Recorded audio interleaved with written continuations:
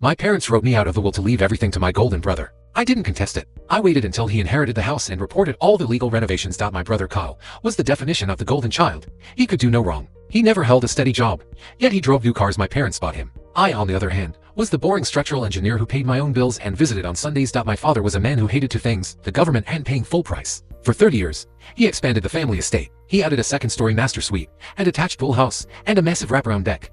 And he did it all without a single permit. He used to brag about it at dinner. Why pay the city for a piece of paper? He'd laugh. I know a guy who does electrical for cash. I knew the wiring was a fire hazard. I knew the deck footings weren't to code. I begged them to fix it properly. They told me to stop being a killjoy. When my parents passed, the will was exactly what I expected. To Kyle, we leave the family home, our pride and joy. I received a collection of old vinyl records. Kyle was insufferable. He strutted around the house like a king. It's a $2 million property, Mike. He sneered at me. I'm going to sell it, invest the cash, and retire at 30. Don't worry, I might buy you dinner. He listed the house for sale immediately, pricing it at the very top of the market. He was already spending the money in his head. I didn't argue. I didn't hire a lawyer to contest the will. I just waited for the probate to close and the title to officially transfer into Kyle's name. The day the deed was recorded, I made a phone call. Not to Kyle, but to the city zoning and code enforcement department. I didn't leave an anonymous tip. I sent a detailed, 10-page report as a licensed structural engineer, listing every single unpermitted addition, electrical violation, and structural hazard dating back to 1995. 3 days later, the inspectors arrived. It wasn't just a visit.